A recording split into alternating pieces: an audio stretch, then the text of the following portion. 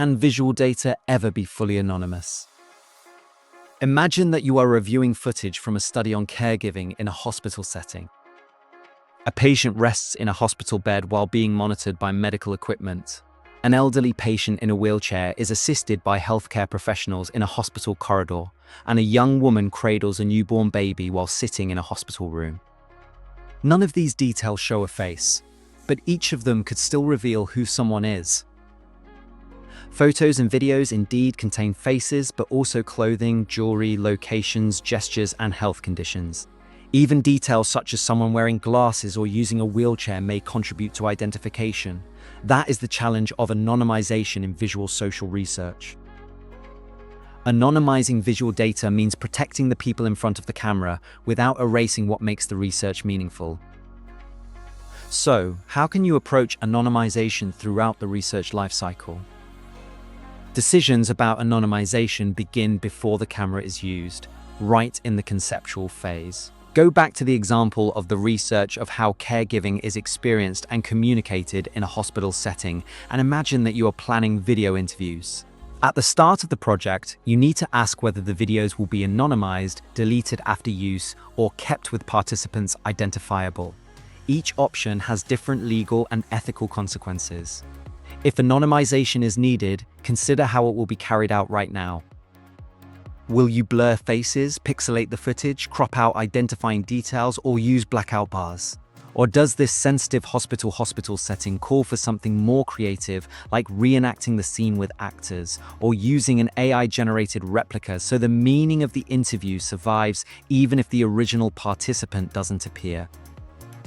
All these methods can also affect the meaning of the data, for example. Blurring too much may remove the context that made the interview important. Since there is no single correct solution in terms of anonymization strategies, researchers must navigate the protection-patronizing dilemma, protecting someone's identity while maintaining their control over how they are represented. Whatever you choose has to go straight into your data management plan. During the research design phase, anonymization choices should be reviewed in more detail. An ethics board may decide that facial blurring is not sufficient because a caregiver's gestures, a nurse's uniform, or a badge may still reveal identities. It may also determine that a chosen technique is not appropriate for a sensitive healthcare setting. In response, the data management plan should be updated. This may involve making an agreement with a third party if anonymization is outsourced, deciding how long original recordings will be stored, and assessing possible risks for patients and staff. At this stage, consent forms and privacy notices should clearly explain the anonymization techniques and how they may affect participants' recognizability. During the empirical phase, you actually apply the chosen anonymization techniques you decided earlier. But choosing a technique on paper and having it actually work in practice are different things. This is where you need to check whether those techniques actually protect participants without removing essential context or creating new forms of harm. Blackout bars, for example, may unintentionally suggest criminality.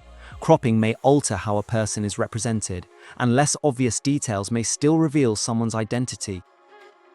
During the archiving and preservation phase, ask whether the original non-anonymized visual data is still needed.